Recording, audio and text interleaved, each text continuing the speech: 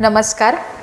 ग्रंथाली प्रतिभांगण प्रस्तुत साहित्यव्रती कार्यक्रमाच्या तिसऱ्या भागात मी अश्विनी भोईर आपल्या सगळ्यांचं मनापासून स्वागत करते.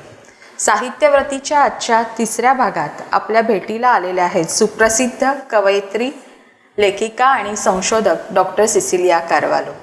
नमस्कार मॅडम. प्रतिभांगणमध्ये आपलं खूप खूप स्वागत. डॉक्टर सिसिलिया मॅडमचं इथे स्वागत करण्याची विनंती मी कवयित्री भारती बिर्जे डिग्गीकर यांना करत आहे. धन्यवाद मॅडम. प्रतिभांगणमध्ये आपलं खूप खूप स्वागत. डॉक्टर सिसिलिया कारवालो या लेखिका खरं तर संपूर्ण महाराष्ट्राला ठाऊक आहेत की मॅडमनी अध्यापनाच्या क्षेत्रात देखील बहुमोल योगदान दिलेलं आहे आणि त्याचबरोबर मराठी साहित्यातलं मॅडमचं योगदान खूप मोठं राहिलेलं आहे. मग ते काव्यलेखन आहे, ललित लेखन आहे, आस्वादनपर लेखन आहे, चरित्रात्मक पद्धतीचं लेखन आहे, संशोधनपर लेखन आहे, मॅडमचं आत्मकथन देखील प्रसिद्ध आहे. अशा विविध साहित्य प्रकारांमध्ये त्यांनी विपुल लेखन केलेलं आहे आणि जवळपास 45 पुस्तकं, बरोबर ना मॅडम? 45 पुस्तकं मॅडमची आजपर्यंत प्रकाशित झालेली आहे. संपादनाच्या क्षेत्रातलंही मॅडमचं काम खूप महत्त्वपूर्ण आहे. म्हणजे अनेक नियतकालिकं, विविध मासिकं यांचं संपादन त्या करतच असतात, पण त्याचबरोबरीने त्यांनी संपादित केलेल्या काही महत्त्वाच्या पुस्तकांचा मला आवर्जून उल्लेख करायचा आहे आणि तो म्हणजे आयदान सांस्कृतिक ठेवा, त्याचबरोबर आरसपाणी, वामन होवाळ, व्यक्तित्व आणि साहित्य अशी काही महत्त्वपूर्ण पुस्तकं, ग्रंथ यांचं संपादन डॉक्टर सिसिलिया यांनी केलेलं आहे.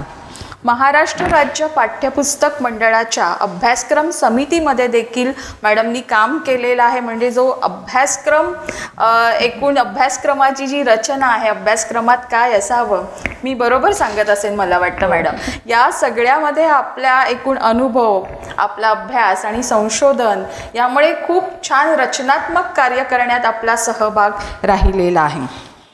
मॅडमबद्दल अजून सांगायचं महत्त्वाचं म्हणजे की राज्य मराठी विकास संस्था आहे किंवा महाराष्ट्र राज्य साहित्य संस्कृती मंडळ आहे आणि जागतिक मराठी अकादमी या ठिकाणी त्या सन्माननीय सदस्य देखील आहेत. विशेष सांगायचं तर ख्रिस्ती साहित्य संमेलनाचं अध्यक्षपद डॉक्टर सिसिलिया कारवालो यांनी भूषवलेलं आहे. मॅडमच्या अनेक पुस्तकांना विविध पुरस्कार मिळालेले आहेत. त्यापैकी काही महत्त्वाची पुस्तकं सांगायची झाली तर मोगऱ्याचा मांडव, मुठीतलं आकाश, चांदणे निर्मळ शुभ्र, दीपशिखा या त्यांच्या पुस्तकांना राज्य शासनाचे पुरस्कार लाभलेले आहेत. टिपवणी या त्यांच्या आत्मकथनाला महाराष्ट्र फाउंडेशनचा पुरस्कार प्राप्त झालेला आहे. या सगळ्या कामाबरोबर जेव्हा आपण आपल्या कार्यक्रमाचा जो विषय आहे साहित्यव्रतीचा, की मराठी साहित्यात योगदान देणाऱ्या ज्या महिला आहेत त्यांच्याशी आपण बातचीत करत असतो आणि जी आपली मूळ संकल्पना आहे, तर मराठी साहित्यातलं मॅडमचं योगदान तर आहेच आहे, पण त्याचबरोबर मुंबई विद्यापीठामध्ये बोलींचा जो अभ्यासक्रम आता सुरू करण्यात आलेला आहे काही काळापूर्वी, तर तो बोलींचा अभ्यासक्रम सुरू करण्यामध्ये मॅडमचा खूप मोठा सक्रिय सहभाग राहिलेला आहे. मला वाटतं यासाठी तर आपण मॅडमचं विशेष अभिनंदन करायला हवं आणि आभारही मानायला हवे की मराठी भाषा म्हणत असताना केवळ ती एका पठडीतलीच मराठी भाषा नव्हे, तर अनेक महाराष्ट्रातल्या बोली एकत्र येऊन मराठी भाषेचं वैभव, मराठी भाषेचा गोडवा वाढत असतो आणि कुठेतरी या सगळ्या बोली कुठेतरी अडगळीत होत्या, त्या क्षेत्रामध्ये बोलल्या जात होत्या, पण त्या बोलींना मुंबई विद्यापीठाच्या अभ्यासक्रमात आणण्यात मॅडमनी खूप मोठा सहभाग तिथे नोंदविलेला आहे. तर मॅडम, खरं तर तुमचा परिचय, अधिक परिचय या मुलाखतीतून होत जाणारच आहे.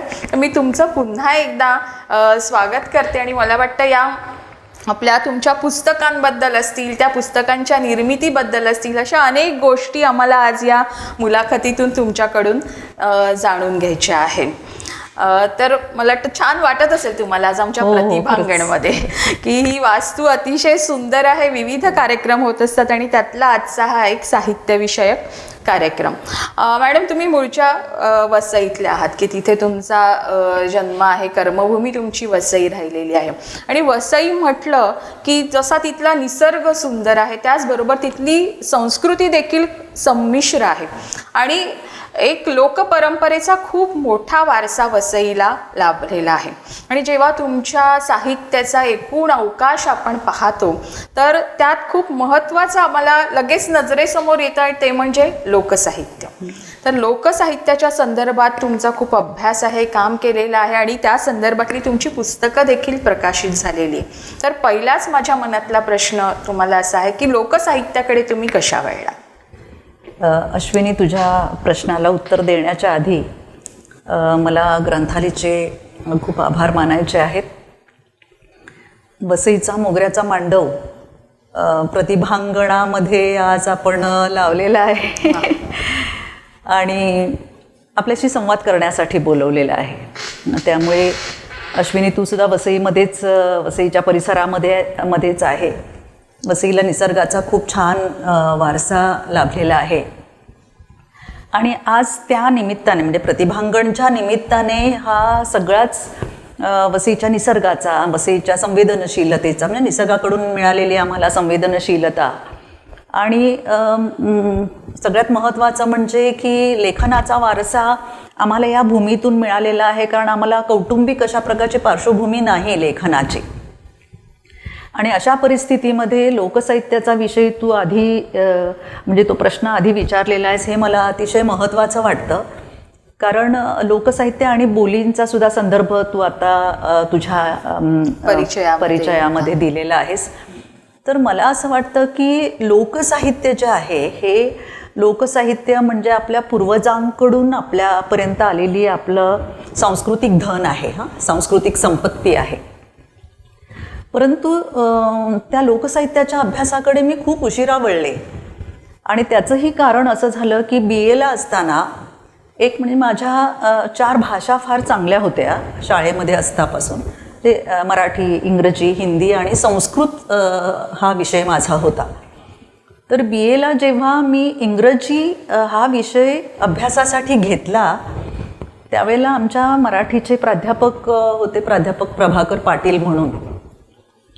तर त्यांनी सांगितलं की तू मराठी भाषक ख्रिस्ती समाजातली आहेस आणि त्यांचा एक लोकसाहित्याचा खूप छान वारसा आहे इकडच्या आणि सांस्कृतिक त्याच्यामध्ये जो एक अनुबंध आहे, त्याच्यामध्ये जे एक नाळेचं नातं आहे ना, तर ते जर तुला जपायचं असेल तर तू मराठी घेतलंस तर बरं होईल. त्यामुळे आधी 1 महिनाभर मी इंग्रजी विषयासाठी बसले होते आणि नंतर मग मी मराठी या विषयाकडे वळले.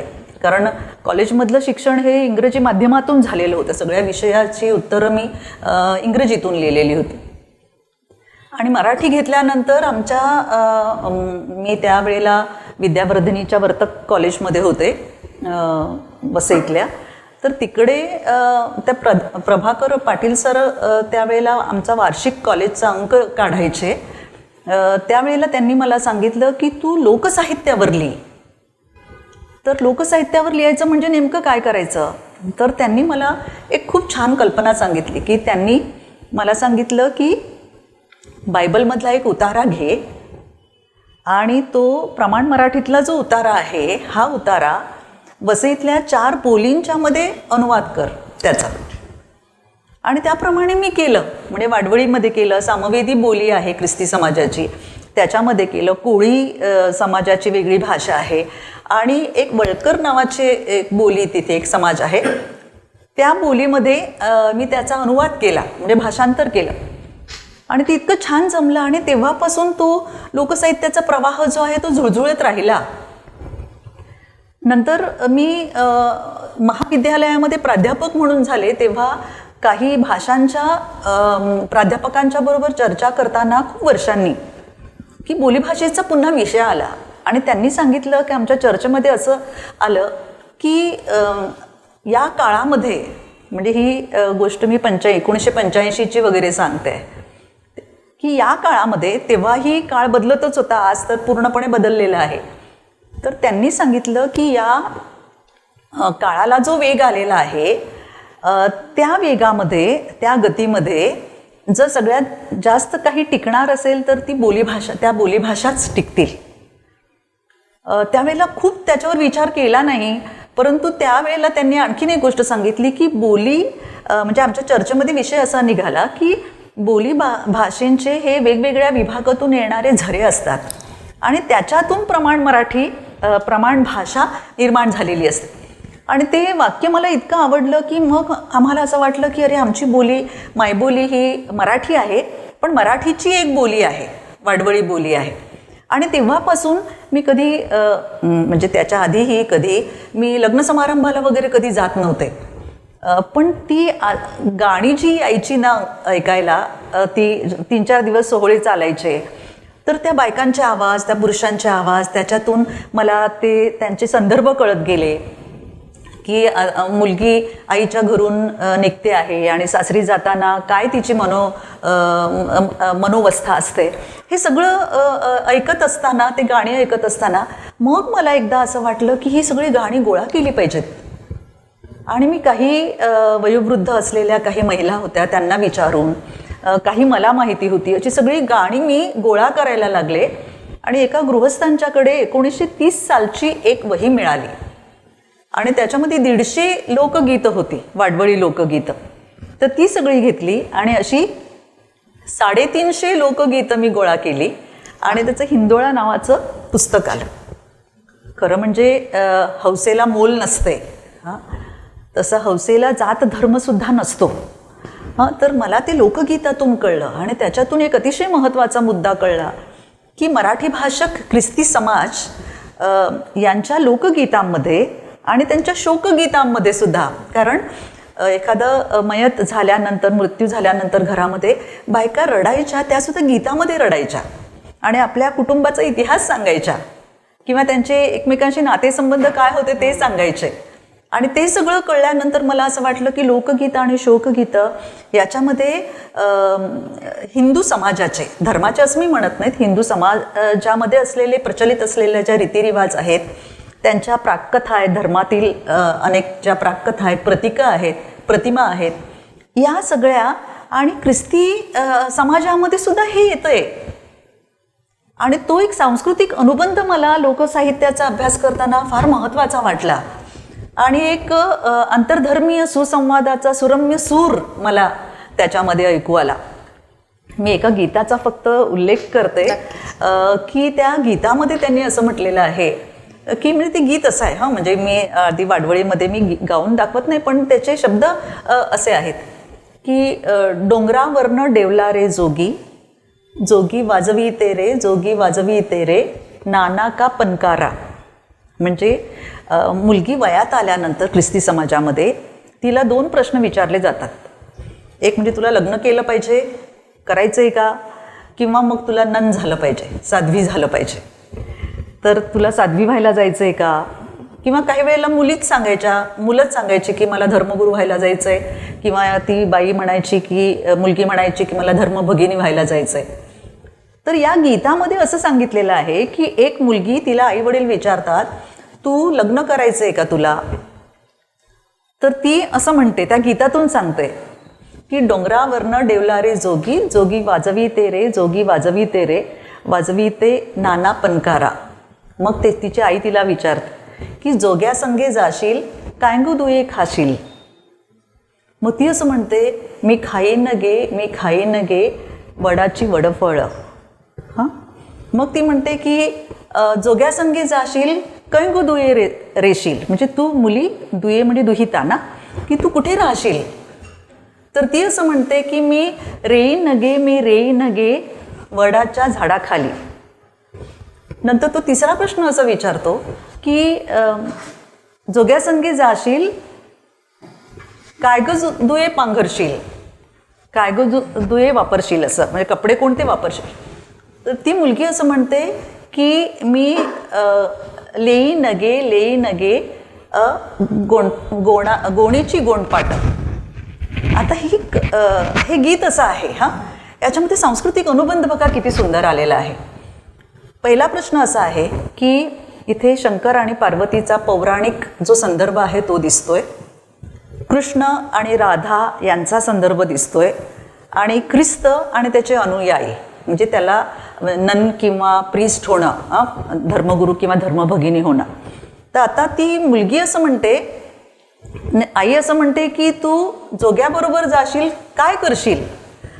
तर त्याचं स्पष्टीकरण असं आहे की ती पहिला ख्रिस्ती संदर्भ असा आहे की ती मुलगी असं म्हणते की ख्रिस्त डोंगरावरनं डेवलारे जोगी, त्या डोंगरावरून म्हणजे पर्वतावर प्रवचन देऊन ख्रिस्त खाली आला डोंगरावर आणि त्याला खूप अनुयायी मिळाले आणि मग महिलांनी आणि पुरुषांनी जे अनुयायीत्व स्वीकारलं त्याचं. तर त्यामुळे त्यांनी जे साध्वी किंवा धर्मगुरू होणं पत्करलं, मग त्यावेळेला त्यांनी खूप मोठा त्याग केला की त्यांना खायला प्यायला नाही काही, त्यांना पांघरायला काही नाही, झोपायला काही नाही, राहायला काही नाही. अशा अवस्थेत केवळ त्यांनी जी मूल्य दिली, ज्याने जे तत्व दिलं, त्याच्यामुळे त्याच्या मागे मागे गेल्या. हा ख्रिस्ताचा संदर्भ त्याच्यामध्ये आहे. शंकर आणि पार्वतीचा संदर्भ असा याच्यामध्ये आहे की जेव्हा पार्वतीच्या लग्नासाठी तिला विचारलं गेलं तेव्हा पार्वतीने सांगितलं की मला शंकराशी लग्न करायचं आहे. त्यावेळेला ते असं म्हणाले की तो तर कसा आहे, भणंग जोगी, असं त्याचं वर्णन आलेलं आहे. तर त्याच्याबरोबर तू कशी राहशील, हा एक संदर्भ त्याच्यामध्ये येतो. आणि दुसरा, जोगी वाजविते रे, जोगी वाजविते रे नाना का पणकारा. पणकारा म्हणजे फनकार ना, कलेचा आविष्कार अशा अर्थाने. आता कृष्ण आणि राधेचा संदर्भ इथे येतो कारण कृष्ण पावा वाजवतो आणि त्याच्यावर राधा भुलतात. हा जो संदर्भ आहे ना, तो संदर्भ म्हणजे हा जो सांस्कृतिक आंतरधर्मीय अशा प्रकारचा सांस्कृतिक संदर्भ त्या प्राकथांमधून जो जाणवतो ना, तो मला त्यावेळेला महत्त्वाचा वाटला आणि त्याचा एक संदर्भ फक्त मी दिलेला आहे. अशी अनेक गीतं आहेत की ज्याच्यामध्ये रामाचा संदर्भ आहे, ज्याच्यामध्ये सीतेचा संदर्भ आहे, ज्याच्यामध्ये वनवास आपल्याला दिसून येतो, ज्याच्यामध्ये कृष्णाचा, राधेचा, रुक्मिणीचा संदर्भ आहे. तर हे जे सगळे संदर्भ वाचत असताना मला असं दिसून आलं, म्हणून ताराबाई भवाळकरांनी या पुस्तकाला, हिंदोळा या पुस्तकाला प्रस्तावना लिहिलेली आहे आणि त्याच्यात त्यांनी एक अतिशय महत्त्वाचं वाक्य असं घातलेलं आहे की जरी ख्रिस्ती समाजाने त्यांनी वेगळा धर्म जरी स्वीकार केला तरी त्यांचं उपासनेचं दैवत बदललं, परंतु सांस्कृतिकता बदलली नाही. कारण भाषा आणि संस्कृती यांचा संदर्भ आहे आणि यांच्यामध्ये एकात्मता आहे ना. भाषेमधून सगळा सांस्कृतिक संदर्भच आपला येतो. म्हणजे आज आम्हाला म्हणजे माझ्या जीवनात हा वनवास का आला असं म्हणताना आम्ही वनवास हा शब्द केवळ रामायणातला आहे म्हणून बाहेर नाही काढून टाकू शकत. बौद्ध धर्माचे अनेक संदर्भ येतात, ते सगळे संदर्भ आपण त्याच्यामध्ये वापरतो कारण आपण मराठी आहोत आणि मराठी मातीतून आलेलो असल्या कारणाने त्या मातीचा लेप आपल्या भाषेला लागलेला आहे आणि तो आपण नाकारू शकत नाही. आणि त्यामुळे मला लोकसाहित्याचा अभ्यास करणं जास्त महत्त्वाचं वाटलं.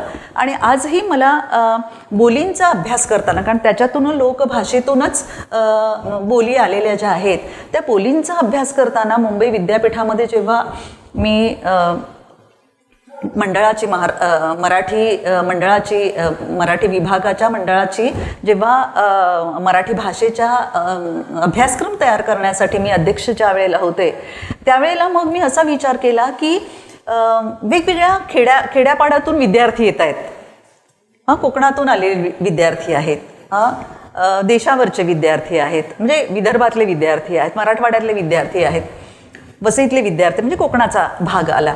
तर त्यांना त्यांच्या भाषेमध्ये जर म्हणजे त्याच्यामध्ये त्यांना पर्याय ठेवलेले होते की त्यांनी त्या भाषेचा अभ्यास करायचा, म्हणजे काही कलाकृती त्यांना अभ्यासक्रमासाठी लावलेल्या होत्या आणि त्या लावल्यानंतर त्यांना जर असं वाटलं की मालवणी भाषा लावलेली होती, आगरी भाषा लावलेली होती आणि वाडवळी भाषा लावलेली होती. तर ज्यांना ज्या भाषेचा अभ्यास करायचा आहे किंवा ज्या कलाकृतीचा त्या भाषेतल्या त्या बोलीतल्या कलाकृतीचा अभ्यास करायचा, त्या कलाकृतीचा अभ्यास ते करू शकतात. आणि त्यामुळे प्रथमच अशी विद्यापीठ पातळीवर बोलींच्यासाठी एक पूर्ण पत्रिका तयार केली गेली आणि विद्यार्थ्यांना ते फार आवडलं आणि 6 वर्षापर्यंत त्याचा अभ्यास होत होता. आणि विद्यार्थी त्यामुळे हे बोलीभाषांचा आज अभिजात भाषेचा दर्जा मिळाल्यानंतर, अभिजात भाषा म्हणजे काय की घरंदाज आणि पूर्वापारपासून चालत आलेली जी आपली भाषा होती ती लोकसाहित्याच्याही आधीची भाषा आणि कदाचित अभिजात भाषा आज जो 2000 वर्षापूर्वीचा संदर्भ त्याला लावलेला आहे किंवा 2500 वर्षापूर्वीचा संदर्भ लावलेला आहे, ही सगळं लोकसाहित्यच आहे मला असं वाटतं. आणि त्याच्या पलीकडे त्याच्या आधीही जे काही लोकगीतं, लोककथा, लोकसाहित्य जे उपलब्ध झालं त्याच्यावरूनच हा अभिजात भाषेचा दर्जा मिळालेला आहे. आणि आज बोलींकडे बघण्याचा आपला दृष्टिकोन बदललेला आहे. कारण बोलीकडे बघण्यामध्ये एक न्यूनगंड लोकांच्या मनामध्ये होता की बोलीभाषा म्हणजे अशुद्ध भाषा आहे. तर भाषा ही कधी शुद्ध आणि अशुद्ध असं भाषा कधी नसतेच. भाषा ही भावना असते. लोकसाहित्यामध्ये जशी लोकगीतं जी आलेली आहेत, ही भावना जी आहे ही भावना महत्त्वाची आहे. आणि म्हणून लोकसाहित्यामध्ये मला वाटते की एक असा संदर्भ आपल्याला दिसून येतो की लोकसाहित्याचा अभ्यास करताना भाषा, भूषा, तुमचा पेहराव कसा आहे, भाषा, भूषा, भवन, भोजन आणि भजन, प्रार्थना, या सगळ्या पद्धती ज्या आहेत त्या लोकसाहित्यात आपल्याला कुठे ना कुठेतरी दिसतात. आणि ती जी आपली संस्कृती आहे, मग ती वस्तुरूप संस्कृती असेल, मूल्य संस्कृती असेल, आणि त्या संस्कृतीतून आपला विकास होत होतो. आणि मला असं वाटतं की त्यामुळे आपण आज जे आहोत, आज जेव्हा आपण बोलीभाषा बोलतो किंवा लोकसाहित्याचा अभ्यास करतो, तेव्हा आपण आपल्या पूर्वजांशी संवाद साधतो. आणि वेगवेगळी मिथकं जेव्हा येतात, त्यामुळे मला असं वाटतं की मराठी भाषा जास्त गर्भश्रीमंत होत असते. त्यामुळे लोकसाहित्याचा अभ्यास आणि बोलींचा अभ्यास हा फार महत्त्वाचा आहे. आणि वसईला हा वारसा आहे कारण वेगवेगळ्या समाजाचे लोक तिथे गुण्यागोविंदाने नांदत होते. आणि त्यामुळे ते अभ्यासातून, म्हणजे आपण असू किंवा नसू आपल्याला माहीत नाही, परंतु आपण जे शब्दांकित केलेलं असेल तर पूर्वजांचे आपले विचार, पूर्वजांचे आपले बोल आपल्याला साहित्याच्या दृष्टीने आपल्या हातात राहतात आणि पुढच्या पिढ्यांच्यापर्यंत ते संक्रमित होत राहतात. त्यामुळे बोलीभाषांना आणि लोकसाहित्याला खूप महत्त्व आहे असं मला वाटतं. अगदी खरं की तुमचं हिंदोळा हे जे पुस्तक आहे, तर ते पुस्तक वाचताना आपल्याला जाणवतं की त्यात लोकसाहित्याचा अभ्यास आहे, पण शेवटी लोकगीतं, लोकसाहित्य हे कुठून येतं, तर ते शेवटी मातीतून येतं. त्यामुळे तुम्ही खूप छान त्याची मला एक त्रिवेणी मांडणी दिसते. म्हणजे एकीकडे ती लोकगीतं आहेत, त्या लोकगीतांमधलं भाषा सौंदर्य आहे तेही आपल्याला त्यातनं तुम्ही उलगडत गेलेला आहात. आणि दुसरं म्हणजे की लोकगीतं म्हटलं की अधिकाधिक स्त्रियांशी त्याचं खूप जवळचं नातं आहे. म्हणजे अगदी आपली सिमोन बोवार समाजशास्त्रज्ञ लेखक आहे, ती म्हणते की स्त्री ही केवळ एक नैसर्गिक देणगी नाहीये, तर तो ती एक सामाजिक रचना आहे असं म्हणते. तेव्हा ती असं म्हणत असताना तिला असं म्हणायचं आहे की केवळ हे सगळं आपण म्हणत असतो, तिची सहनशक्ती, ती असं वागते, अमुक वागते, हे तिला निसर्गतःच दिलेलं आहे. पण असं नाही आहे. ती आजूबाजूचा जो समाज आहे आणि त्या समाजाशी तिचं जे देवाणघेवाण आहे आणि त्या सगळ्याचा परिणाम म्हणून तिची घडण अशी होत गेलेली आहे. आणि ते सगळं कुठेतरी लोकगीतांमधून सहजतेने तिच्या जगण्याचा भाग असताना ते व्यक्त होत असतं. आणि हा एक महत्त्वाचा भाग तुमच्या हिंदोळा या पुस्तकातून व्यक्त झालेला आहे. म्हणजे सिमोन द बुवाने फार छान सांगितलेलं आहे ते की बाई बाई म्हणून जन्मास येत नाही, तिला बाई बनवलं जातं. तर लोकगीतांमध्ये विशेषतः सगळी म्हणजे बहुसंख्य लोकगीतं जे आहेत ही स्त्रियांवर आधारलेली आहेत. पुरुषांवरची लोकगीतं आपल्याला जरा कमी दिसतात, कारण बाईवर सामाजिक बंधनं होती आणि त्या बंधनातून ती मुक्त व्हायला बघते लग्न झाल्यानंतर, पण ते आणखीन त्याच्यामध्ये अडकत जाते. आणि समाजाची रचना कशी आहे ती रचना त्याच्यामधून दिसून. आणि खूप छान उलगडलं आहे तुम्ही की आणि हे वाचताना हा अभ्यास अजून पुढच्या एका अभ्यासाला एक प्रेरणा देतो असं ते खूप सुंदर पुस्तक आहे. म्हणजे खरं तर तुमचे अनेक साहित्य प्रकार आहेत की ज्यात तुम्ही लेखन केलेलं आहे. मला फार मोह होतो खरं तर तुमच्या कवितेकडे येण्याचा, पण मी तो मोह आवरते कारण आज मला तुमच्याकडून अजून काही तुमची वेगळी पुस्तकं आहेत, काही वेगळे साहित्य प्रकार तुम्ही हाताळलेले आहेत, त्याकडेही यायचं आहे. आणि म्हणून तो मोह आवरून एक पुढच्या तुमच्या पुस्तकाकडे येते आणि तो म्हणजे खूप सुंदर निरागसतेचा नजराणा. ग्रंथालीनेच ते पुस्तक आपला मागच्या वर्षीचा वाचक दिन होता तेव्हा ते प्रकाशित झालेलं आहे. म्हणजे तुम्ही बालसाहित्यातही खूप छान लिहिलेलं आहे. मग काही त्यातले महत्त्वाचे संग्रह म्हणजे थुई थुई आहे, ऋतुचक्र आहे, अंगणातली मज्जा, असे छान मुलांसाठी तुम्ही लेखन केलेलं आहे. म्हणजे मॅडमकडे बघताना मला खूप एक कुतूहलही वाटतं. एकीकडे असा एकदम खूप वेगळ्या स्तरावरचा अभ्यास आणि एकीकडे लहान मूल होऊन मुलांशी जोडून घेऊन बालसाहित्यातलंही लेखन करायचं. खूप छान असं दोन टोकं, पण ती खूप छान अशी तुमच्या व्यक्तिमत्वामध्ये जुळून आलेली एक छान संगम दिसतो. तर मुलांसाठीही तुम्ही लिहिलेलं आणि निरागसतेचा नजराणा एक विशेष मला वाटतं की मराठी साहित्यात सिनेमांवर बरंचसं लेखन झालेलं आहे, पण हे विशेषत्वाने मुलांसाठी जे सिनेमे केले गेलेले आहेत, तर या पुस्तकामुळे त्याच्याकडे लक्ष वेधलं गेलं. तर एकदम सगळा साहित्यातला अभ्यास असताना एकदम असं चित्रपटाकडे जाऊन आपण निरागसतेचा नजराणा लिहावं असं का वाटलं, किंवा कशा गेलात तुम्ही या पुस्तकाकडे?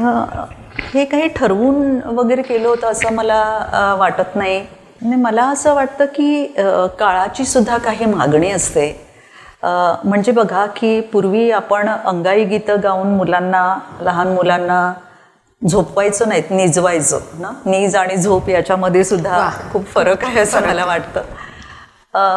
आणि मुलांना खरोखरच नीज यायची कारण आई तिचा आवाज काही गोड होता असायला हवा होता असंही काही नाही आहे. पण तरीसुद्धा आई ज्या पद्धतीने मुलाला शिकवताना किंवा त्याला खूप घालताना आणि झोपवताना म्हणजे निजवताना जे काही ती बोलायची ना, तर ते मुलांच्या मनावर बिंबलं जायचं. तो काळ आज राहिलेला नाही. म्हणजे पूर्वी हातामध्ये खुळखुळा दिल्यानंतर मुलांना खूप छान वाटायचं. आज लहान मुलांच्या हातामध्येही मोबाईल आलेला आहे आणि तो काही खुळखुळ्यासारखा वाजत नाही, तो दिवसभर वाजत राहतो आणि त्याच्यामुळे मुलांची नीज उडते, नीज लागत नाही ते सगळं काही ऐकून आणि इतकं अस्वस्थता येते, मनाला शांती लाभत नाही. तर हा काळ किती बदलला ना. तर मला असं वाटतं की बाल्य जपण्यासाठी सुद्धा एक संवेदनशील अशा प्रकारचं मन असावं लागतं.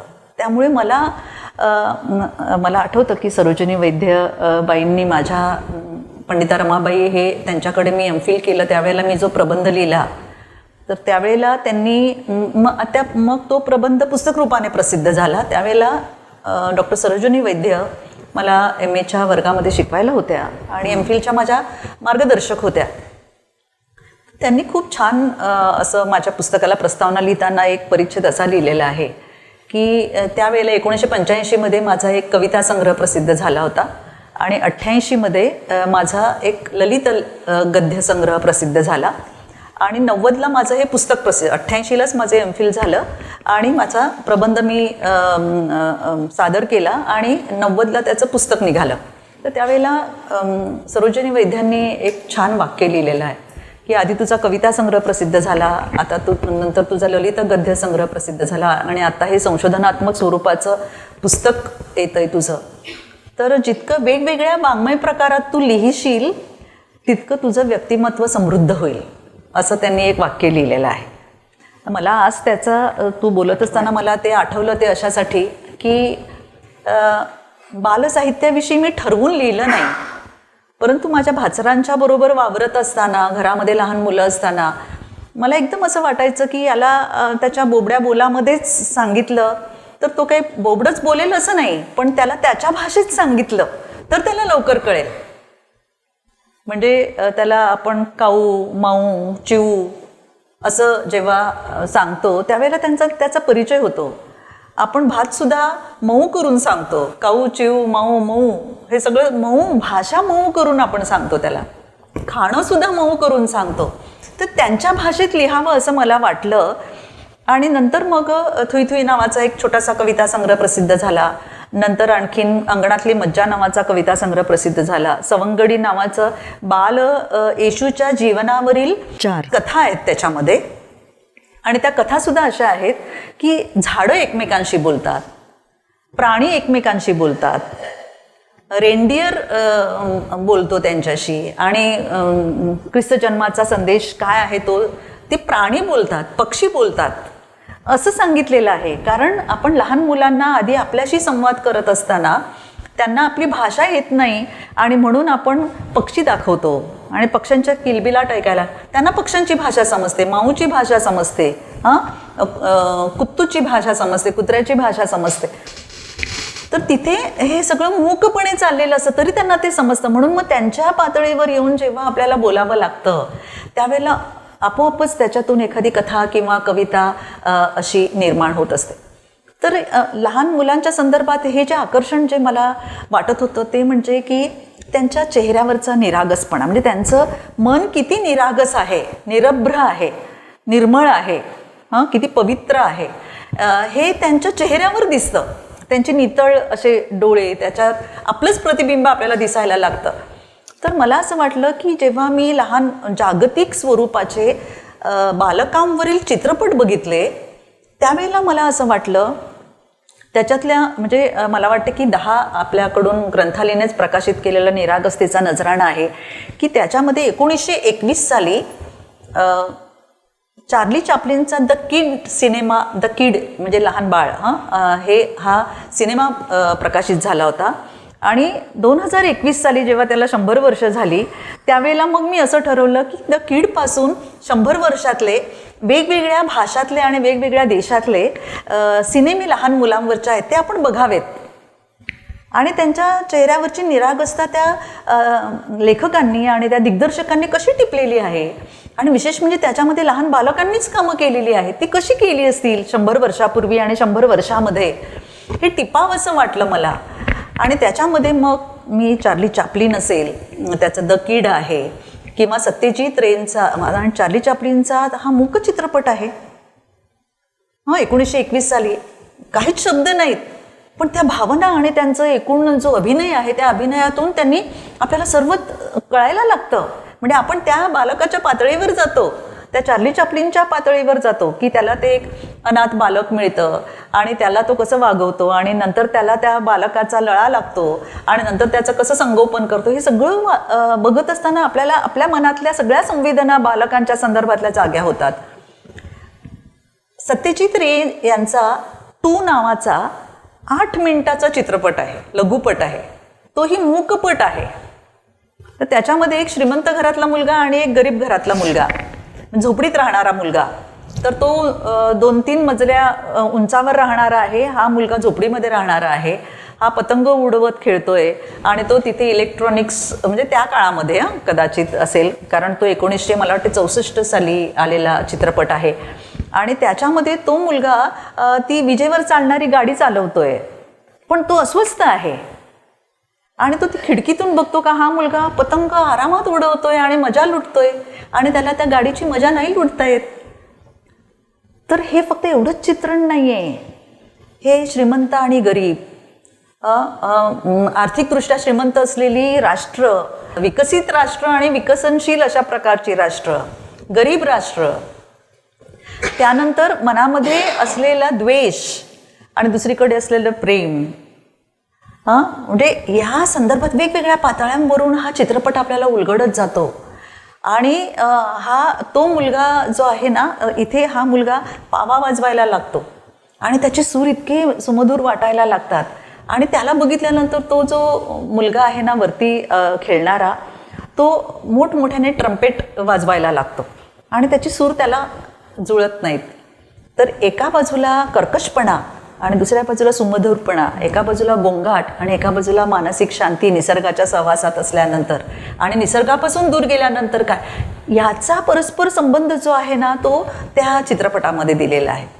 किंवा अमूल्यन नावाचा मला वाटतं तमिळ सिनेमा आहे, कासारवल्लीचा ने दिग्दर्शन केलेला आहे, त्याच्यामध्ये आजी आणि नात यांचं नातं दाखवलेलं आहे. किंवा उबुंटू, उबुंटू म्हणजे हा झुलू भाषेतला शब्द आहे आणि आपल्याकडे मला वाटते पुष्कर श्रोत्रीने त्याचं दिग्दर्शन केलेलं आहे. आणि त्याच्यामध्ये मराठी शाळांची जी अवस्था आहे ना, तो मला मुद्दाम त्या चित्रपटाकडे लक्ष वेधावं असं वाटलं. पण ती शाळेतली लहान मुलं, एकच त्यांचा मास्तर आहे, एकाच वर्गामध्ये अनेक वर्ग शिकवले जातात आणि विविध वयोगटातली मुलं असतात, पण ती मुलं अभ्यासामध्ये खूप छान असतात, परंतु सरकारकडून असा आदेश येतो की आता ती शाळा बंद करायची कारण विद्यार्थ्यांची संख्या नाही पुरेशी. आणि अशा वेळेला आपल्या शाळेमधून जी बाहेर पडलेली मुलं असतात ना, त्या मुलांना मिळवायचा ही मुलं कसा प्रयत्न करतात. तर ते उबुंटूचा अर्थ काय आहे की मी आहे कारण आम्ही आहोत, सगळेजण असतील तर मला महत्त्व आहे, मी एकटा असेल तर मला महत्त्व नाही. हे नेल्सन मंडेलाने ते त्यावेळेला दिलेला जो शब्द होता ना, त्या शब्दाचा इतका छान वापर त्यांनी करून घेतलाय. तर ते ज्या लहान मुलांचं वागणं आहे, आपल्या भाषेविषयीचं, आपल्या मातृभाषेविषयीचं जे प्रेम आहे, तर अशा वेगवेगळे चित्रपट, आणि सगळ्यात जास्त उल्लेख करायचा आहे तो म्हणजे माजिद माजिदी या इराणी दिग्दर्शक जे आहेत, की कलर ऑफ पॅराडाईस नावाचा सिनेमा आहे. तर अशा प्रकारचे जे सिनेमे आहेत ना, तर या चित्रपटातून लहान मुलांचं दर्शन आणि त्यांची मनोवस्था, त्यांची भावावस्था जी आहे ती दाखवावं असं मला वाटलं. आणि ते अचानक सुचलं. म्हणजे मला असं वाटलं की काही आपल्या मनामधल्या कल्पकता ज्या असतात, कल्पना ज्या असतात, त्या सगळ्याच काही कवितेमध्ये आपल्याला मांडता येत नाहीत, सगळ्याच काही कथेमध्ये मांडता येत नाही, सगळ्याच काही कादंबरीमध्ये मांडता येत नाहीत. अशा काही कल्पना असतात की आपल्याला असं वाटतं की अरे, याचा सारांश आपण लोकांच्या पुढे आणावा आणि बालकांना, पालकांना आणि चालकांना या सगळ्यांना कळावं की बालकांचं मन काय असतं. बालकांना तर कळणारच, कारण त्यांनी चित्रपट बघितलेले असतात. पण आज सगळ्यांना एक विस्मरणाचा विकार जडलेला आहे. त्यामुळे आत्ता बघितलेलं पटकन विसरून जातात, किंवा आपण बघितल्यानंतर 5 मिनिटात आपल्याला कळतं की त्याचा शेवट काय होणार आहे. पण बालकांच्या विषयीच्या चित्रपटामध्ये असं घडत नाही. बालकांच्या विषयीचे चित्रपट असे आहेत की ते एकदा बघायला सुरुवात केल्यानंतर आपल्याला असं वाटतं की शेवटपर्यंत बघितले पाहिजेत. तर मला असं वाटलं की हे जर आपण शब्दामध्ये मांडलं तर बालकांना सुद्धा त्याचा उपयोग होईल. शाळेतली मुलं जर त्यांच्या हातामध्ये पडलं पुस्तक, तर त्यांना कळेल की काय असतं बालकांचं जीवन. आणि त्या दिग्दर्शकांनी किती समर्पकपणे आणि समर्थपणाने ते त्याच्यामध्ये मांडलेलं आहे हे आपल्याला कळू शकतं. आणि म्हणून मला असं वाटलं की तो निरागसतेचा एक नजराणा लोकांच्या समोर आणावा, समाजासमोर आणावा, आणि त्याच्यातून त्या निरागसतेता म्हणजे नेमकं काय आहे आणि ती जपण्याची किती आज आवश्यकता आहे. कारण आज लहान मुलांच्या कडे बघितल्यानंतर सुद्धा आपल्याला ती इतकी अस्वस्थ झालेली दिसतात, पुरेशी झोप मिळालेली नसते, नीट अभ्यास करता येत नाही, मन सतत चंचल झालेलं असतं. आणि अशा काळामध्ये मन केंद्रित करण्यासाठी कोणत्या गोष्टीची आवश्यकता आहे हे आईवडिलांनी सांगून आणि शिक्षकांनी सांगून सुद्धा अनेकदा त्यांना कळत नाही. कारण सगळ्या गोष्टी आता आपल्याला इतक्या सहजतेने मिळालेल्या असतात की त्याचं महत्त्वच आपल्याला पटेनासं झालेलं आहे. आणि त्यामुळे मला असं वाटलं की या पुस्तकातल्या या 10 कथा ज्या आहेत त्या कथांमधून बालकांचं विश्व, आपल्याला त्यांचं भावविश्व काय आहे ते कळावं. म्हणून मग मला हा वेगळ्या प्रकारचा, मला वाटते की मराठीमध्ये चित्रपटांचा आस्वाद घेतलेली अशी अनेक पुस्तकं आहेत, परंतु बालकांच्या वरच्या चित्रपटांवर असं आस्वादनाच्या स्वरूपाचं, आणि त्याला किती एकेका कथेला पैलू असतात, वेगवेगळे विचार असतात, हे आस्वादनाच्या स्वरूपानेच मी दाखवून दिलेलं आहे. त्यामुळे मला असं वाटतं की ते एक वेगळं पहिलंच पुस्तक आहे असं मी म्हणत नाही, पण एक वेगळं पुस्तक आहे आणि ते सर्वांना आवडेल. नक्कीच की तो नजराणा खरंच खूप सुंदर आहे. आणि आस्वादक घेणारी व्यक्ती जितकी समृद्ध असते तितका तो आस्वाद तितका समृद्ध असतो. आणि त्याचा प्रत्यय खरं तर निरागसतेचा नजराणा हे पुस्तक वाचताना आपल्याला प्रत्येक ओळीवरती येत असतो. अतिशय सुंदर असं ते पुस्तक झालेलं आहे. मला तुमच्या एका आत्ताच जे अलीकडे प्रकाशित झालेलं जे पुस्तक आहे प्रसाद चिन्हे, या पुस्तकाकडे मला आता यायचं आहे की मराठी भाषक असणारा जो ख्रिस्ती समाज आहे त्यांनी लिहिलेल्या ज्या साहित्य कृती आहेत त्यांचा अभ्यास करून त्यावर आधारित असं खूप सुंदर असं प्रसाद चिन्हे हे पुस्तक तुमचं अलीकडेच प्रकाशित झालेलं आहे. खूप छान असं मुखपृष्ठ विजयराज बोधनकर यांनी केलेलं आहे आणि ग्रंथालीने हे पुस्तक प्रकाशित केलेलं आहे. मला बरेच लेखक आणि बऱ्याच साहित्य कृती खरं तर मला वाटतं या निमित्ताने तुम्ही अभ्यासलेल्या आहेत. खूप छान प्रस्तावना प्राध्यापक अविनाश सप्रे यांची या पुस्तकाला लाभलेली आहे. अतिशय अभ्यासपूर्ण अशी ही प्रस्तावना आहे. मला त्या प्रस्तावनेतल्या काही ओळींचा आवर्जून उल्लेख करायचा आहे या विषयाकडे, या पुस्तकाकडे येताना.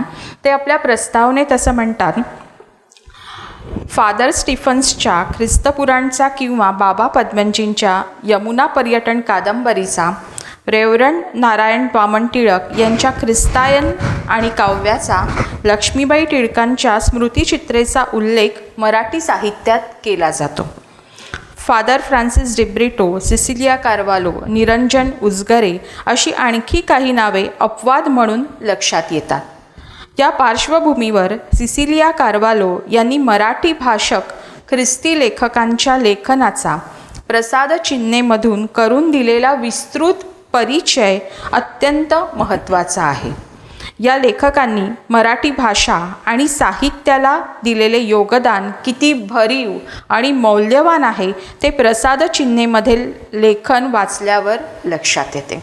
खूप महत्त्वाची अशी नोंद त्यांनी या प्रस्तावनेत केलेली आहे की त्याच्या मागची जी ख्रिस्ती समाजातील लोकांनी साहित्यिकांनी केलेलं जे साहित्य लेखन आहे आणि त्या पार्श्वभूमीवरती प्रसाद चिन्हेने मांडलेला जो एकूण अभ्यास आणि मला वाटतं की जे तुम्ही वाङ्मय कोश या स्वरूपाचं एक दस्तऐवजीकरण या पुस्तकातून केलेलं आहे.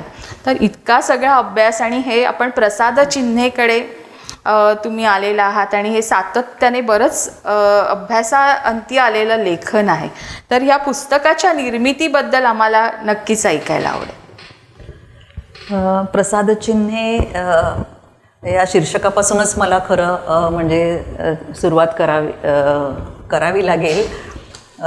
म्हणजे मराठी भाषेतलं प्रासादिक अशा स्वरूपाचं हे चिन्ह आहे की ख्रिस्ती समाजामध्ये, मराठी भाषक ख्रिस्ती समाजामध्ये इतके लोक लिहितात. वेगवेगळे वाङ्मय प्रकार त्यांनी अत्यंत समर्थपणाने हाताळलेले आहेत. खरं म्हणजे की याच्या निर्मिती प्रक्रियेच्या संदर्भात म्हणायचं तर किंवा आता तू अश्विनी सांगितलंस की कोश वाङ्मयाच्या स्वरूपाचं हा ग्रंथ आहे. तर या ग्रंथाचं वर्णन आता कसं करायचं मला कळत नाही. एक तर वाङ्मयाचा इतिहास म्हणून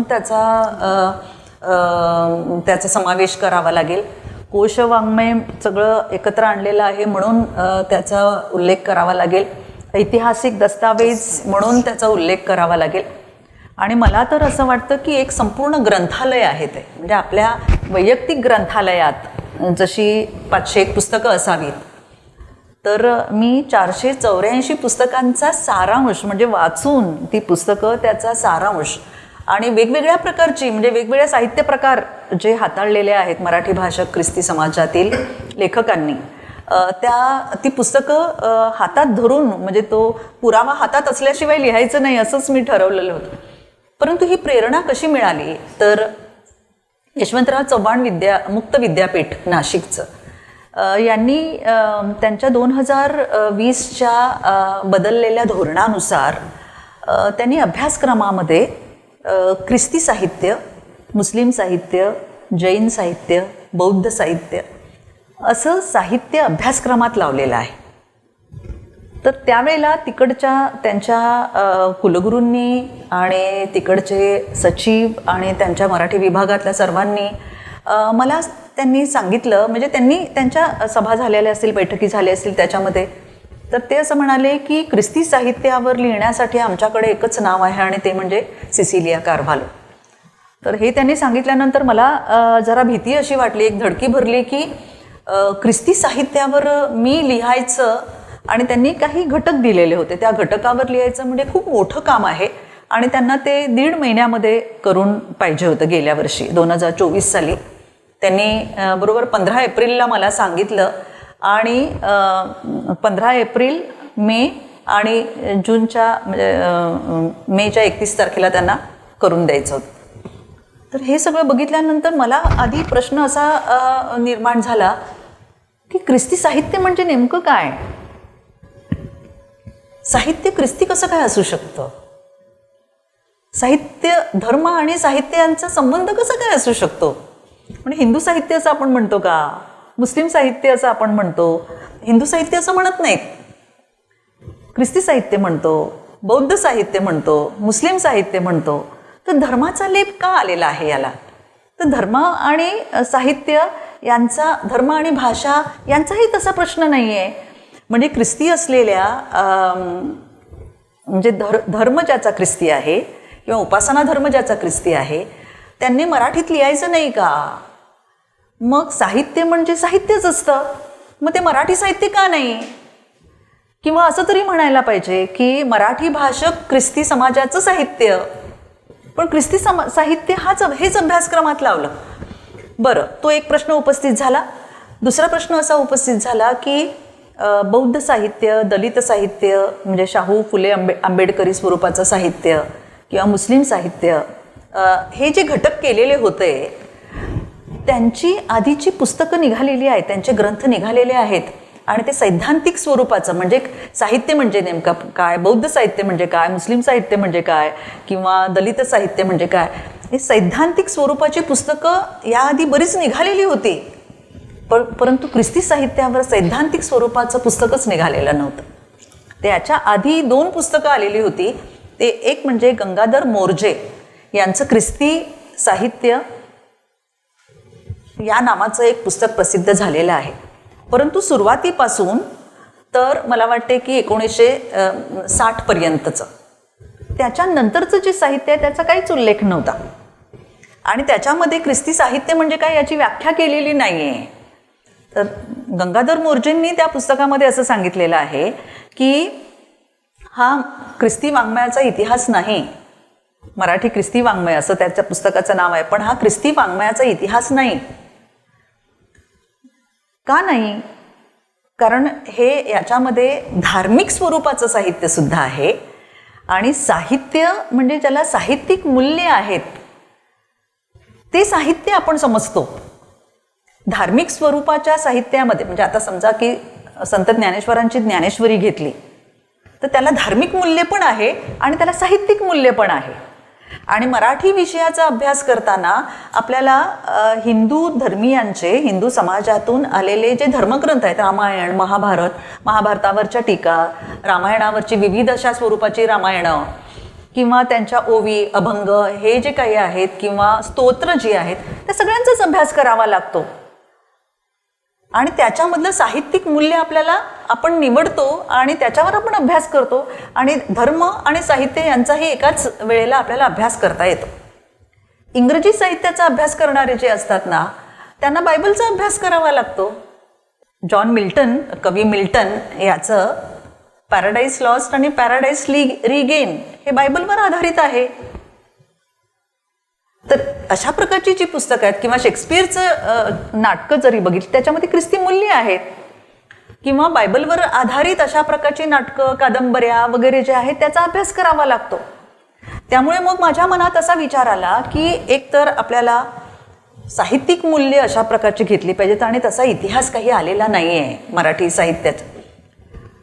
गंगाधर मोर्जेंचं एक पुस्तक होतं आणि मनोहर कृष्ण उजगरे यांनी ख्रिस्ती साहित्याचा इतिहास अशा स्वरूपाचं एक पुस्तक लिहिलेलं होतं. ते 1931 साली प्रसिद्ध झालेलं होतं आणि गंगाधर मोर्जेंचं पुस्तक हे 1984 साली प्रसिद्ध झालेलं होतं. म्हणजे 60 पर्यंतचं, जे 1960 पर्यंतचं सुरुवातीपासून म्हणजे फादर थॉमस स्टीफन्सच्या पासून तर इथपर्यंतचा आढावा त्यांनी त्याच्यामध्ये घेतलेला होता. पण त्याच्यासाठी त्यांना खूप श्रम करावे लागलेले होते, परंतु पूर्णपणे तो वाङ्मयाचा इतिहास असं काही म्हणता आपल्याला आलं नसतं. परंतु मराठी वाङ्मयाचा इतिहास जो आहे त्याच्यामध्ये राश्री जोग, अना देशपांडे, नसीराबादकर यांनी ख्रिस्ती साहित्यामध्ये फादर थॉमस स्टीफन्सच्या पासून सुरुवात केलेली आपल्याला दिसून येते आणि लक्ष्मीबाई टिळकांच्यापर्यंत म्हणजे त्या 1934 पर्यंत म्हणजे जेव्हा त्यांचं स्मृतिचित्र प्रकाशित झालं तोपर्यंतचं, किंवा रेव्हरंड नारायण वामन टिळक यांचं ख्रिस्तायन जे आहे ते म्हणजे ख्रिस्तपुराण आणि ख्रिस्तायनपर्यंतचं सगळं साहित्य किंवा बाबा पद्मनची कादंबरीच्या क्षेत्रामध्ये, तर अशा सगळ्यांची नावं त्याच्यामध्ये आपल्याला घेता येतात. पण ती नावं सगळी मराठी दिसत आहेत. फादर थॉमस स्टीफन्सचं नाव हे मराठी दिसत नाही आणि म्हणून संत वाङ्मयामध्ये फादर थॉमस स्टीफन्सचा उल्लेख किंवा शेख महम्मद नाही मुस्लिम कवी यांचा उल्लेख केला जातो. आणि प्राध्यापक गंबा सरदार यांनी इतकं छान वाक्य लिहिलेलं आहे. संत वाङ्मयाची सामाजिक फलश्रुती नावाचं त्यांचं पुस्तक आहे आणि त्या पुस्तकात त्यांनी असं म्हटलेलं आहे की संतांच्या काळामध्ये आध्यात्मिक लोकशाही निर्माण झालेली होती.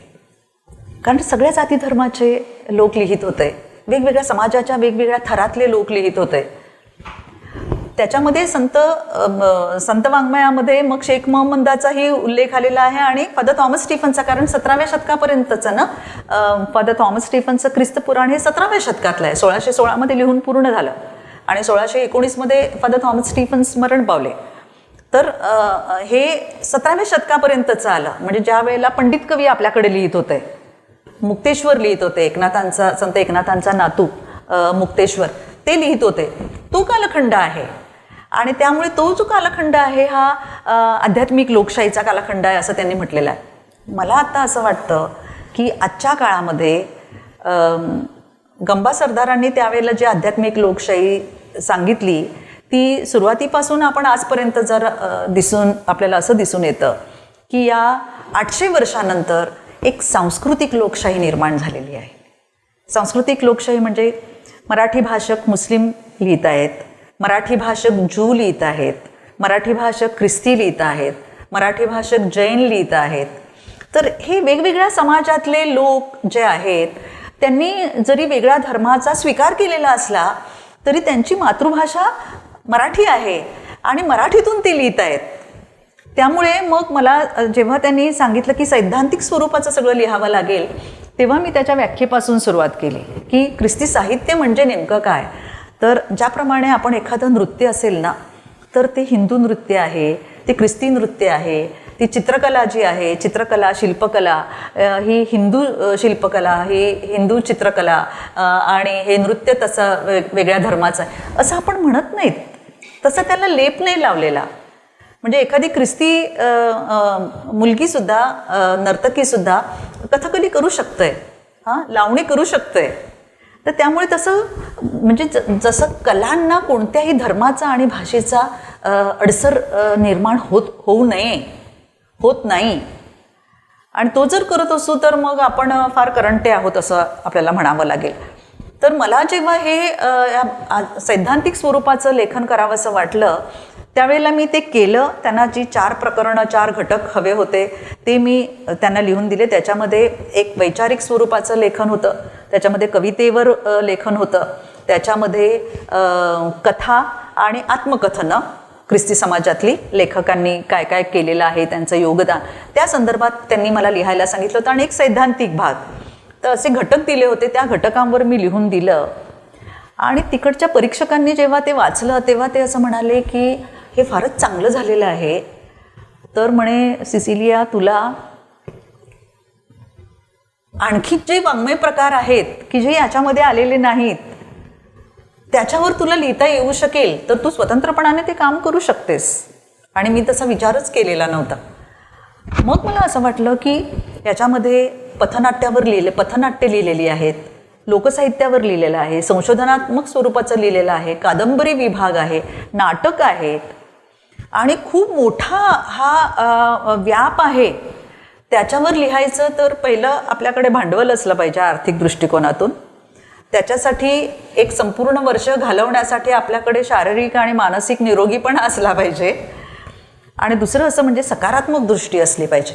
कारण माझ्याकडे माझ्या स्वतःचे जरी ग्रंथालय असलं तरी मला असं दिसून आलं की ख्रिस्ती साहित्यिकांची पुस्तकं जेव्हा मी माझ्याकडे आलेली काढली ती 100-150च्या आसपास होती पुस्तकं आणि ती सगळी जपून ठेवलेली होती मी.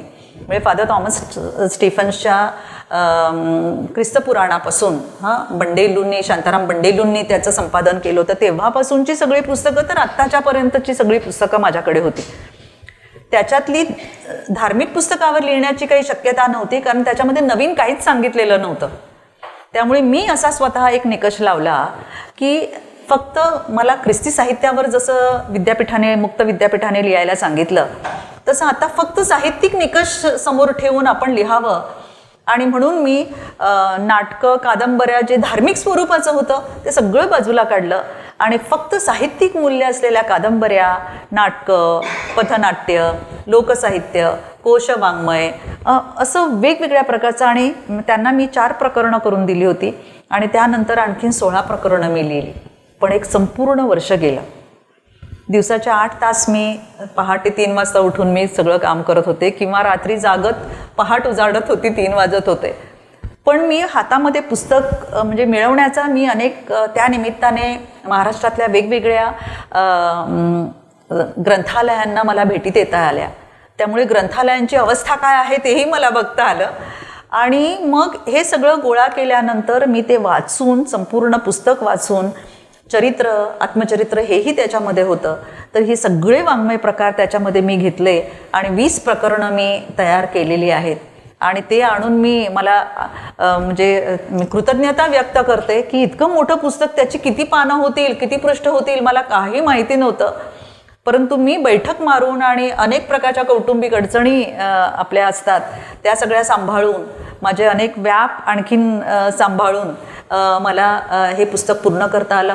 पण पुस्तक पूर्ण केलं, आता करायचं काय याचं? प्रकाशक कोण? कोणीतरी चांगला प्रकाशक आणि चांगलं पुस्तक निघालं पाहिजे असं मला वाटत होतं. त्यामुळे मी सुदेश इंगलासपूरकरांना सांगितलं आणि त्यांनी अत्यंत उत्तम निर्मिती मूल्य असलेलं हे पुस्तक त्यांनी काढलं. त्याची पानं, त्याची रचना, एकूण सगळं जे आहे, जरी मी काही कल्पकथा दिलेली असली तरीसुद्धा त्यांनी अतिशय चांगल्या पद्धतीने हे करून घेतलं. आणि याच्या मुखपृष्ठाविषयी मला सांगायचं ते म्हणजे की हा प्रमाण मराठीचा हा प्रवाह आहे, हा प्रवाह आहे, हे खडक आहे. त्या खडकातून मार्ग काढत, म्हणजे अडथळ्यातून मार्ग काढत हा प्रवाह चाललेला आहे.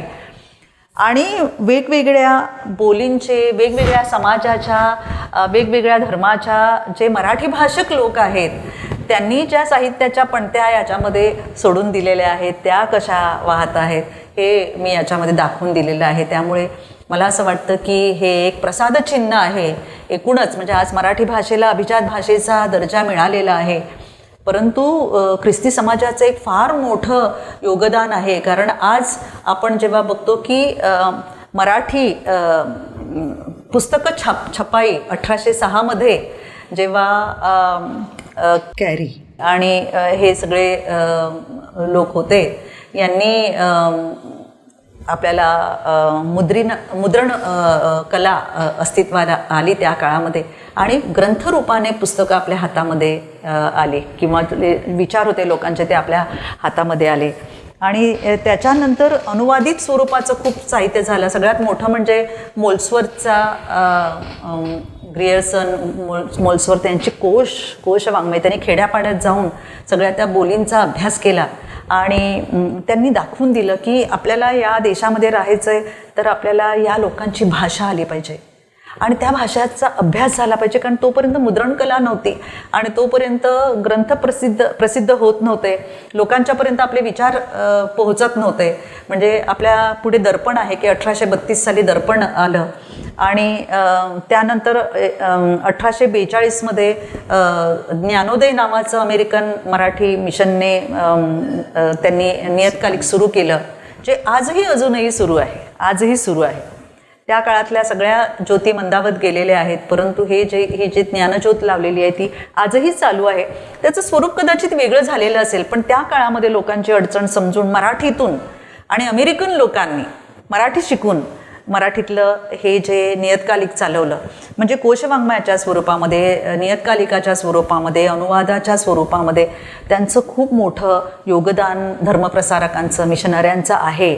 आणि म्हणजे कुसुमाग्रजांनी एका नाशिकला झालेल्या कार्यक्रमामध्ये मला वाटतं 1988 याच्यामध्ये तो उल्लेख मी केलेला आहे. कारण ख्रिस्ती साहित्य संमेलनं नंतर झाली, वेगवेगळ्या प्रकारचे मेळावे झाले आणि त्याच्यातून खूप मोठं साहित्य आलं आणि त्याच्यामध्ये त्यांनी असं सांगितलेलं आहे की आज जो मराठीचा वटवृक्ष आपल्याला झालेला दिसतोय त्याच्यामध्ये ख्रिस्ती मराठी मिशनऱ्यांचं खूप मोठं काम आहे. हे कुसुमाग्रजांनी त्यावेळेला एका भाषणामध्ये, मेळाव्यामध्ये सांगितलेलं होतं. तर मराठी आज जेव्हा अभिजात भाषेचा दर्जा मिळालेला आहे, आता मी बोलत होते त्याच्याविषयी, की त्यामध्ये हा भाग एक अतिशय महत्त्वाचा आहे. पण हे सांगत असतानाच मला आपल्याला हेही सांगायचं आहे की 17व्या शतकामध्ये फादर थॉमस स्टीफन्सने जेव्हा ख्रिस्तपुराण लिहिलं त्या काळामध्ये एकतर फादर थॉमस स्टीफन्स हे त्याचं नाव, ते इंग्लंडमधून आलेले होते, ते इंग्रज होते. पोर्तुगीजांचा कालखंड होता. पोर्तुगीजांच्या कालखंडामध्ये त्यांनी कोकणी आणि मराठी भाषा शिकून आणि इतरांच्याकडून सगळी माहिती गोळा करून त्यांनी ख्रिस्तपुराण लिहिलेलं होतं. ते सुद्धा पोर्तुगालमध्ये त्यांनी छापून आणलेलं होतं. म्हणजे पहिलं मराठी जे आहे. मला हेही सांगितलं पाहिजे की छत्रपती शिवाजी महाराजांना म्हणजे हा कालखंड शिवछत्रपतींचाच आहे आणि त्या काळामध्ये त्यांना जेव्हा कळलं की फादर थॉमस स्टीफन्सचं ख्रिस्तपुराण आलेलं आहे, तेव्हा त्यांनी आपल्याकडच्या एका त्यांच्या मावळ्यांना सांगितलेलं होतं की हा काय प्रकार आहे, मुद्रणकला म्हणजे नेमकं काय आहे त्याची माहिती करून घ्या. म्हणजे एकतर हिंदवी स्वराज्य मराठी भाषेमध्ये चाललेलं होतं त्या काळामध्ये, आणि मराठीमध्ये आपण जे काही बोलतोय ते लोकांच्यापर्यंत, पुढच्या पिढ्यांपर्यंत पोचावं अशी शिवप्रभूंची खूप इच्छा होती. तो एक छोटासा संदर्भ मला फादर थॉमस स्टीफन्सचं चरित्र लिहिताना मिळालेला आणि मला फार आनंद वाटला त्याच्यामध्ये. तर पण मला नावांच्या संदर्भात सांगायचं आहे की पोर्तुगीजांचा कालखंड होता. फादर थॉमस स्टीफन्स हे नाव ते कॅथॉलिक होतंय. तर मराठी पहिलं लेखन जे आहे ते कॅथोलिकांचं आहे, मराठी भाषक कॅथोलिक. परंतु 17व्या शतकानंतर इंग्रज येईपर्यंत, म्हणजे मला वाटते 1698 हा जो कालखंड आहे की ज्या काळामध्ये इंग्रजांचं आगमन झालेलं होतं, म्हणजे राज्यकर्ते म्हणून ते वसाहतवादी असं आपण म्हणूया. तर त्यावेळेला जे काही अमेरिकन मराठी मिशनरी आले ना, हे प्रोटेस्टंट होते. म्हणजे ख्रिस्ती धर्मामध्ये 2 महत्त्वाचे पंथ आहेत, एक कॅथोलिक आणि प्रोटेस्टंट. तर फादर थॉमस स्टीफन्स हे कॅथोलिक होते आणि त्यांनी मराठीतून ख्रिस्त पुराण लिहिलेलं आहे. याच्यावर लोकांच्या मनामध्ये शंका होती की इंग्रज मराठीतून कसा काय लिहू शकेल, आणि त्यांना जो शिक्का बसला होता ना तो आमच्यापर्यंत चालू झालेला होता. आणि अनेकांना असं वाटत होतं की सिसिलिया कार्व्हालो मराठीत कसं काय लिहू शकते, हे नाव तर मराठी नाही आहे, हे तर पोर्तुगीज नाव आहे. पण पोर्तुगीजांच्या कालखंडामध्ये अनेकांनी ख्रिस्ती धर्म स्वीकार केला आणि त्यांना त्यांची नावं दिली गेली, त्यामुळे ते कॅथोलिकांची नावं दिली गेली. परंतु अमेरिकन मिशनरी जेव्हा आले 19व्या शतक, त्यावेळेला अमेरिकन मराठी मिशनने इकडच्या लोकांची, ज्यांनी ख्रिस्ती धर्माचा स्वीकार केला तेव्हा त्यांना मराठीच नावं ठेवली. म्हणजे रेव्हरंड नारायण वामन टिळक, लक्ष्मीबाई टिळक, पंडिता रमाबाई डोंगरे, बाबा पद्मनजी, नेहम्या गोरे, त्रिभुवन, पुणेकर वगैरे अशी नावं सगळी आली. तेव्हा ते ख्रिस्ती होते आणि ते मराठीतून लिहित होते. परंतु त्यांच्याविषयी शंका कधी उपस्थित केली गेली. निरंजन उजगरे, कोणाला अनेक काळपर्यंत माहीतच नव्हतं की ही व्यक्ती ख्रिस्ती आहे म्हणून. तर हा एक भेद आहे ना, तो पण भेद आपण समजून घेतला पाहिजे. तर या पुस्तकामध्ये प्रोटेस्टंट आणि कॅथोलिक असे 2 पंथ जे आहेत, त्या पंथामध्ये मराठी भाषक जे लेखक आहेत त्या लेखकांची जी त्यांचे जे ग्रंथ आणि त्यांची पुस्तकं प्रसिद्ध झालेली आहेत, त्या पुस्तकांचा 484 पुस्तकांचा परिचय करून दिलेला आहे. त्यामुळे आज ती पुस्तकं दुर्मिळ झालेली आहेत. ती पुस्तकं लिहिणारे लेखक अस्तित्वात नाहीत. जे अस्तित्वात आहेत ते गलितगात्र झालेले आहेत. त्यामुळे त्यांची पुस्तकं आपल्याला मिळणं शक्य नाही. परंतु मी अनेक प्रयासांती ही पुस्तकं कुठून कोणाच्या चक्रमुद्रित प्रती वगैरे घेऊन मी ती मिळवलेली आहेत. आणि अशा पद्धतीने हे सगळं साहित्य गोळा केलं. त्याच्यामध्ये गोळा करणं आणि हाताने लिहून काढणं, कारण मला टंकलिखित करता येत नव्हतं, त्यामुळे आणि त्या बाबतीमध्ये मी निरक्षर आहे असं म्हणावं लागेल. परंतु तसं हाताने लिहिल्यामुळे मला कळत गेलं की कुठे दुरुस्त्या करायला पाहिजेत. कारण रात्री अपरात्री उठल्यानंतर कुठेतरी काहीतरी नवीन विचार यायचा आणि तो लिहिण्यासाठी पटकन कुठेतरी लिहून ठेवायचं, मग ते पुन्हा चांगल्या अक्षरात लिहून काढणं. अशा प्रकारे मला वाटते मी 2000च्या आसपास पानं हाताने लिहून काढली आणि दिवसाच्या 8 तास. परंतु मी हे काम केल्यानंतर मला आज समाधान वाटतंय की आज लोकांना पदराला खार लावून पुस्तकं विकत घेणं, पुस्तकं विकत घेण्यासाठी लोकांची तशी इच्छाच नसते. अनेकदा दुर्मिळ झालेली पुस्तकं मिळणं शक्य नाही, किंवा त्या पुस्तकात काय ते वाचता संपूर्ण पुस्तक कोण वाचायला लागणार आहे ना. त्यामुळे त्या पुस्तकाच्या सगळ्या पुस्तकांच्या, म्हणजे कविता संग्रह, कथा, कादंबरी, नाटक, एकांकिका, चरित्र, आत्मचरित्र, वैचारिक स्वरूपाचं लेखन, लोकसाहित्य, कोशवाङ्मय, ह्या पथनाट्य असे जे सगळे वाङ्मय प्रकार आहेत ते सगळे वाङ्मय प्रकार वाचून, ती पुस्तकं वाचून त्याचा सगळा सारांश असा असल्यामुळे एका पुस्तकामध्ये एक संपूर्ण ग्रंथालय सामावलेलं आहे. तर अशा पद्धतीने ही त्याची निर्मिती प्रक्रिया आहे असं मला. आणखीन बऱ्याच गोष्टी आहेत, परंतु आपल्याला सगळ्याच काही इथे आपल्या बोलण्यामध्ये आणता वाचक मला वाटतं स्वतःच हे पुस्तक वाचतील, विकत घेऊन वाचतील आणि खूप मोठा असा एक आयाम जो आहे ख्रिस्ती समाजाने जे साहित्य निर्माण केलेलं आहे, साहित्य कृती आहेत, तर तो त्याच्यावर एक मोठा प्रकाशझोत मला वाटतं या पुस्तकाने टाकलेला आहे. नाही, आणि आणखीन एक महत्त्वाचा मुद्दा म्हणजे की महाराष्ट्राला हाताच्या बोटावर मोजण्या इतकेच मराठी लिहिणारे ख्रिस्ती साहित्यिक माहिती आहेत. परंतु माझ्या मनात एक असा विचार आला की अनेक एवढे लोक जर लिहित आहेत तर त्यांना आपण आपल्यासोबत घेऊन जावं. म्हणजे फक्त आम्हीच लिहितो असं नाही, आमच्यापेक्षा खूप चांगलं लेखन करणारे आत्ताच्या काळामध्ये खूप चांगले लेखक आलेले आहेत, लेखक कवी आहेत, विचारवंत आहेत.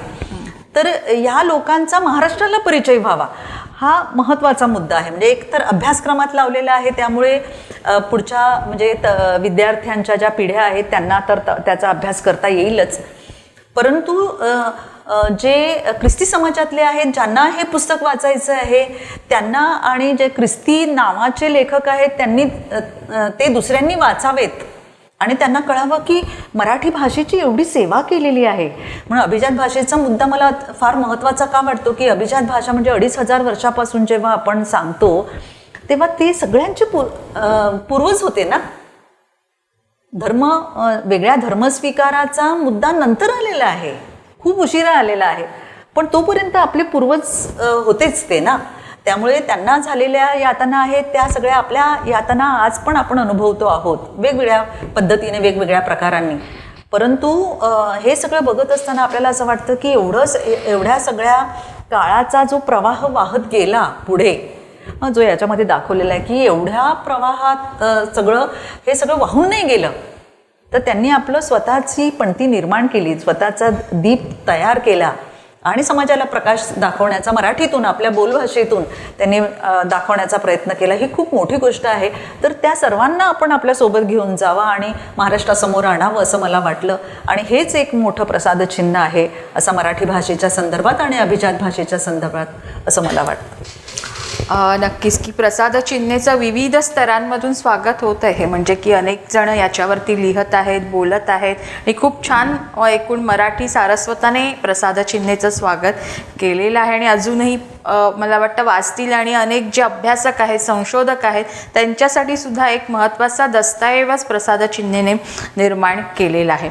मुलाखतीच्या आपण अगदी शेवटाकडे येत असताना मी तुमच्या कवितेबद्दल काही आपण जाणून घेतलं नाही, कारण बरंच साहित्य तुम्ही लिहिलेलं आहे आणि त्यातलं हे जे काही असे छान छुपे असे छान छान ज्या गोष्टी होत्या त्या आपल्याला काही वेगळ्या गोष्टी होत्या त्या या मुलाखतीतून जाणून घ्यायच्या होत्या, त्याच्याबद्दल बोलायचं होतं. पण मुलाखतीचा शेवट मात्र आपण एका सुंदर कवितेने करावा अशी मी तुम्हाला विनंती करेन. एक छोटीशी कविता सादर करते. मी कविता डोक्यात ठेवून काही आलेले नव्हते, परंतु मला असं वाटतं की या आपल्या बोलण्यातून मला सगळी सौंदर्य स्थळं उलगडून दाखवायची होती. त्याला खूप वेळ आपल्याला लागला असता खरा, म्हणजे अजूनही काही वेळ अपुरा ठरलेला आहे. परंतु तरीसुद्धा आपल्याला वेळेची मर्यादा आहे आणि म्हणून मग मी कवितेचा विचारच डोक्यातून काढून टाकला होता का कविता काही आपल्याला वाचायची नाही आहे, आपल्याला या 2-3 पुस्तकांच्या संदर्भातच बोलायचं आहे आणि त्याच्याविषयीच खूप माहिती आपण सांगू शकतो. परंतु एक छोटीशी कविता वाचते. आज एकूणच स्त्रियांची जी परिस्थिती आहे त्या संदर्भातली ही कविता आहे की कवितेचं नाव आहे ओठातलं सोनं. कोणत्या ताऱ्याच्या शोधात निघतात मुली की तारेत निघतात अन पाडून घेतात पदरात अंधाराचे तुकडे. कोणत्या ताऱ्याच्या शोधात निघतात मुली की तारेत निघतात अन पाडून घेतात पदरात अंधाराचे तुकडे. प्रेमाचं गाणं गात सोन्याने टोचून घेतात ओठ की शिवून टाकतात खळखळत्या नदीचे बहरलेले काठ. दिवसाच्या उत्फुल्ल प्रहरात गात राहतात भैरवी. दिवसाच्या उत्फुल्ल प्रहरात गात राहतात भैरवी आणि मुळे धरू धरू आलेली रोपं सुकून जातात अवेळी. धरणी केवळ भेगाळत नाही तर दुभंगते अंधार भरल्या जंगलात गुडूप झालेल्या मुलींच्या दबलेल्या हुंदक्यांनी. जंगलातल्या झाडांनी आकांत मांडलाय, जंगलातल्या झाडांनी आकांत मांडलाय. झाडांवरील चिलटांचे चित्कार टाकताहेत काळीज चिरून. सळसळती वीज क्षणात गेली विरून. क्षण एक पुरे प्रेमाचा, वर्षाव घडो मरणाचा, असे गोविंदाग्रजांचे गीत आळवीत ओठातलं सोनं दडून बसलंय भेदरून, ओठातलं सोनं दडून बसलंय भेदरून. खूप छान, अतिशय अंतर्मुख करणारी खरं तर ही आपली कविता आहे. एकूण सगळं आजची मुलाखत आणि तुमचं सगळं साहित्य वाचत असताना नेहमीच जाणवतं की डॉक्टर सिसिलिया कारवालो म्हणजे मराठी साहित्यातलं नेमकं योगदान आणि नेमकं आम्हाला काय दिलं आहे मॅडमने. मी मॅडम असं वारंवार म्हणते कारण त्या मला शिकवायला होत्या. मी त्यांची विद्यार्थिनी आहे, त्याच्यामुळे अर्थात मी त्यांना दुसरा कोणता शब्द मला सुचत नाही, मॅडमच असं म्हणणं जास्त मला. आणि मलाही आनंद वाटतोय की आपली विद्यार्थिनी आपली मुलाखत घेते आहे. म्हणजे आम्ही जे काही मराठी शिकवलं त्याच्यातून या मुली प्रेरणा घेऊन पुढे येत आहेत, ही खूप आनंदाची गोष्ट आहे. त्यामुळे अश्विनीचे पण मी मनापासून आभार मानते. खूप छान वाटतंय मला ही मुलाखत घेताना. खरं तर मला म्हणायचं की जेव्हा तुमच्या सगळ्या साहित्याचा तुम्ही जी व्याख्यानं देत असता, तुम्ही केलेलं अध्यापन आणि जे काही तुमचं काम चालू असतं, अनेक नवीन लेखकांच्या कवींच्या पुस्तकांना तुम्ही तितक्याच आस्थेने प्रस्तावना देखील लिहत असता. तर हे सगळं काम पाहत असताना की डॉक्टर सिसिलिया मॅडम म्हणजे काय, तर काय त्यांनी या मराठी साहित्याला आपल्याला दिलेलं आहे, आम्हा वाचकांना काय दिलेलं आहे, तर प्रामुख्याने एक गोष्ट अधोरेखित करावीशी वाटते की ती म्हणजे की आंतरधर्मीय सुसंवाद आणि जो सांस्कृतिक सुसंवाद आणि देवाणघेवाण आहे ती तुमच्या साहित्यातनं तुमच्या व्याख्यानांमधून नेहमीच अधोरेखित होत राहिलेली आहे आणि त्याबद्दल मी खरंच तुमचे मनापासून आभार मानते. तुमचं जे टिपवणी हे जे आत्मकथन आहे तर खूप छान आत्मकथन आहे. म्हणजे ती फक्त तुमचीच गोष्ट नाही आहे, तर तुमच्याबरोबर तुमचा समाज, तुमचा परिसर, तुमचा भोवताल हा सगळा अवकाश घेऊन ते आत्मकथन येतं आणि त्यात खूप छान संदर्भ मला आहे की कार्यक्रमाच्या शेवटी तो सांगायचा आहे की मॅडम जेव्हा लहान होत्या तेव्हा अतिशय किरकोळ होत्या, तर तेव्हा त्यांच्या घरातले सगळे त्यांना मेनवात म्हणायचे, म्हणजे मेणबत्ती.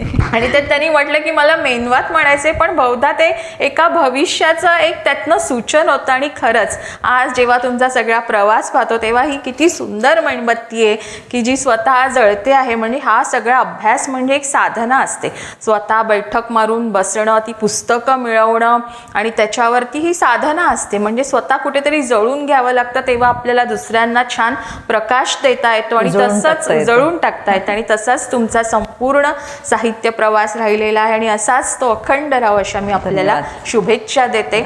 धन्यवाद.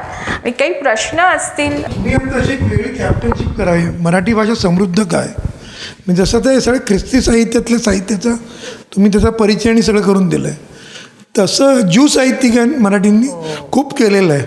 मला असं वाटतं हे पुस्तकाचं निमित्त घेऊन तुम्ही अशा विविध समाज, मुस्लिम असेल, असे वेगळे खंड आले ना, तर मराठीतली जी कॉन्ट्रीब्युशन आहे आणि त्यामुळे मराठी भाषा समृद्ध झाली हे दिसू शकेल. तर त्याची कॅप्टनशिप तुम्ही करावी.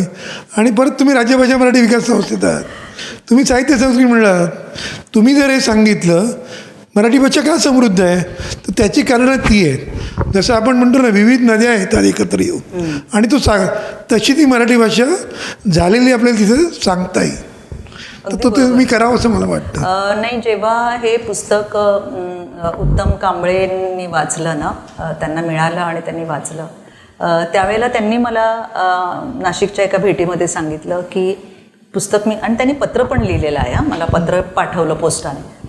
तर ते असं म्हणाले की एवढं मोठं तू सगळं जर केलेलं आहे याचे खंड काढायला पाहिजेत. म्हणजे कविता एवढ्या मोठ्या आहेत, आता त्या मी थोडक्यात ना सगळ्यांचे सारांश सगळ्या कथा कादंबऱ्यांचे दिले, तर म्हणे हे खंडातून प्रसिद्ध व्हायला पाहिजे आणि हे शासनाने केलं पाहिजे, कारण आर्थिक भार पेलणं शक्य नाही आहे इतके खंड काढ. मी म्हटलं हे खरं आहे तुमचं म्हणणं, परंतु खंड काढण्यासाठी आपल्याला जे मनुष्यबळ पाहिजे तशी माणसं आपल्याकडे तयार नाही.